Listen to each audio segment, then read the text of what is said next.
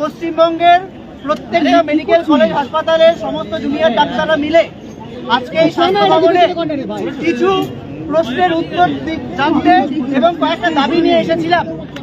সেখানে আমাদের সমস্ত কলেজের মোট 40 জন প্রতিনিধি দলের সাথে প্রত্যেকটি প্রতিনিধি দলের সাথে ভেতরে ডিএমই, ডিএইচএস, হেলথ সেক্রেটারি এবং প্রিন্সিপাল সেক্রেটারি অফ হেলথ সবাই একসাথে দেখা করেন। আমরা এখানে এসেছিলাম নির্দিষ্ট কিছু দাবি নিয়ে। আমরা কোনো জাস্টিসের প্রশ্নে স্বাস্থ্য ভবনের কাছে আসিনি, কেননা আমরা জানি যে জাস্টিসের যে প্রশ্নটি সেটি অলরেডি কোর্টের তত্ত্বাবধানে রয়েছে, সিবিআই কাজ চলছে। আমাদের যে দ্বিতীয় দাবি ছিল যে সেই দিন রাতে যারা প্রিন্সিপাল, তৎকালীন প্রিন্সিপাল, তৎকালীন এমএসডিপি ডিন এবং তারা এবং 14 তারিখ অ্যাটাকের সময় যে প্রিন্সিপাল ছিলেন তাদের প্রশাসনিক ব্যর্থতার দায় নিয়ে তাদেরকে আর কোনোভাবেই তাদেরকে প্রশাসনিক ব্যর্থতার দায় নিয়ে সবাইকে যে পদত্যাগের যে দাবি আমরা করেছিলাম সেই ব্যাপারে স্বাস্থ্য ভবনের কি উত্তর, এবং ভবিষ্যতে তাদের যাতে কোনোভাবেই কোনো জায়গাকার প্রশাসনিক কোনো পদে না রাখা হয় তার যে ন্যায্য দাবি আমরা প্রথম দিন থেকে রেখে এসেছি সেটি আমরা রাখি।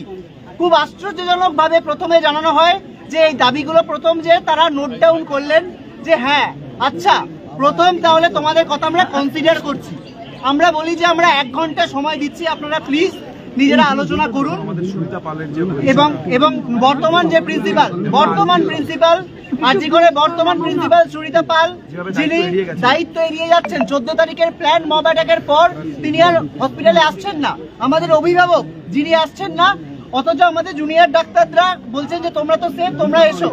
এই গোটাটার উত্তর চেয়ে আমরা এসেছিলাম, কিন্তু যা ওই গোটা বৈঠকে যেটুকু থেকে আমাদের যে মনে হয়েছে যে স্বাস্থ্য ভবন অযথা প্রশাসনিক জটিলতার দোহাই দেখিয়ে ব্যাপারটিকে দীর্ঘায়িত করতে চাইছেন এবং আমাদের এটা স্পষ্টতই মনে হয়েছে কোনো একটা চাপের কাছে স্বাস্থ্য ভবনে অসহায় যে আমাদের এই সামান্য দাবিটুকু আমরা জাস্টিস চাইতে আজকে স্বাস্থ্য ভবনে আসিনি। আমরা চাইছিলাম যে আমাদের যে সামান্য দাবি ছিল যে এই যে পদগুলোতে যে লোকগুলো ছিলেন তাদের যাতে প্রশাসনিক ব্যর্থতার দায় স্বাস্থ্য ভবন স্বীকার করুক এবং তাদের যাতে আর কোনোভাবেই কোনোদিন প্রশাসনিক পদে না রাখা হয়। কিন্তু আমাদের মনে হয়েছে আমাদের এই সামান্য দাবি আমরা এতক্ষণ অপেক্ষা করার পরেও তারা মেনে নিতে পারলেন না। ওনারা ভার্বাল অ্যাসিওরেন্স দিয়েছেন যে দেখছি দেখব, কিন্তু আমাদের মনে হয়েছে যে স্বাস্থ্য ভবন কোনো একটা ভাবে অসহায়। তো আজকে আমরা স্বাস্থ্য ভবনের সাথে এই বৈঠকে অত্যন্ত হতাশ এবং আমরা বারবার জানাতে চাইছি আমাদের ন্যায় বিচারের যে আন্দোলন সেই আন্দোলন কিন্তু আমরা একইভাবে চালিয়ে যাব। পরবর্তী কি পদক্ষেপ কি সিদ্ধান্ত নেবেন? আপনারা 1 ঘন্টা আলটিমেটাম দিয়েছিলেন তাদেরকে পদ থেকে সরানো বা অপসারণের। আমরা 1 ঘন্টা আলটিমেটাম পদত্যাগ দিয়েছিলাম, ওনারা বলেছিলেন আমরা দেখছি। আমরা 1 ঘন্টা পর দেখলাম কোনো সদুত্তর তারা দিতে পারছেন না। আমরা এখান থেকে বেরিয়ে এসেছি। আমাদের মনে হয়েছে ওখানে আরো বেশি আলোচনা করে দীর্ঘায়িত করা আমাদের আন্দোলনের সময় নষ্ট। আমাদের মনে হচ্ছে এই যে আজকে আমরা এত 5000-6000 ডাক্তাররা মিলে এলাম এবং তাদের রিপ্রেজেন্টেটিভরা ভেতরে এলাম এবং মানে আমরা জানি এর আগে অনেক কিছু দাবি, যেমন আমাদের প্রিন্সিপাল ছিলেন উনি রিজাইন করলেন, তাকে মানে তাড়াহুড়ো করে 4 ঘন্টার মধ্যে অন্য একটি কলেজের প্রিন্সিপাল করে দিলেন। কিন্তু অথচ এই ক্ষেত্রে আমরা যে ছোট ছোট দাবিগুলো নিয়ে এসেছি সেইগুলো ওনাদের মানতে এত সময়, এত প্রশাসনিক জটিলতা কেন আমরা বুঝতে পারলাম না। স্পষ্টতই আমরা এই যে আমাদের বৈঠক হলো তাতে আমরা খুবই হতাশ এবং আমাদের মনে হয়েছে স্বাস্থ্য ভবন খুব অসহায়।